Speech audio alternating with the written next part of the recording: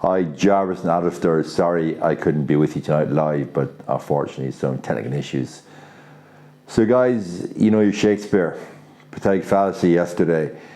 It was like the storm scene in King Lear. King Lear is out in the storm in rage, and the famous quote, "Blow winds rage blow until your cataracts and hurricanes spout." That was manifested yesterday in Old Trafford.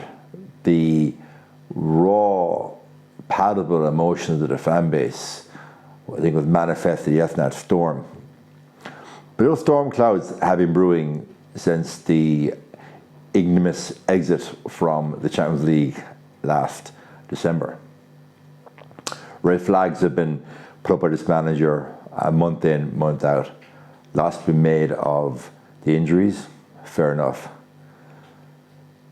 But United languish now at mid-table. Yeah, there's a cup final to look forward to, but even the most resolute red to spectacle fan is hard to look forward to a cup final against Man City.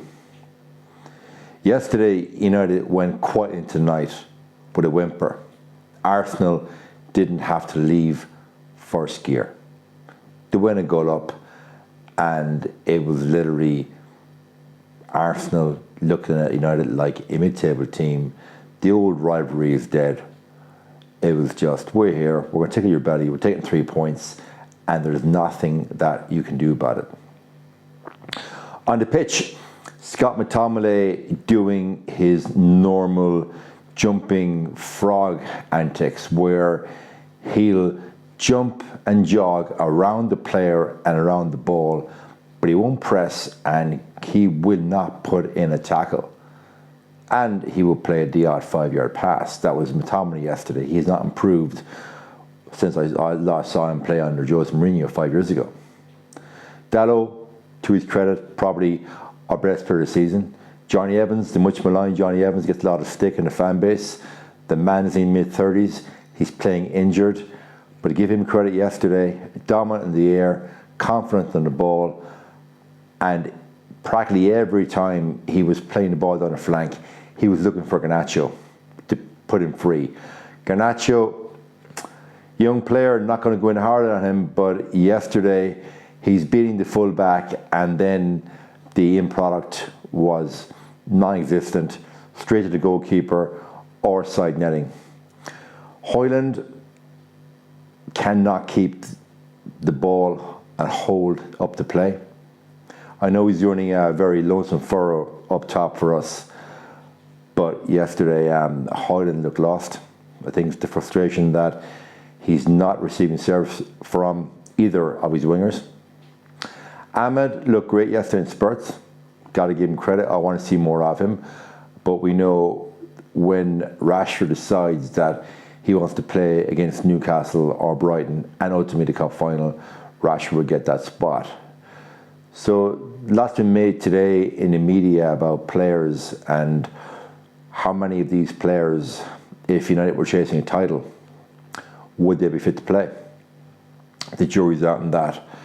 But yesterday, what I saw on the pitch, it was dull, lifeless, and listless.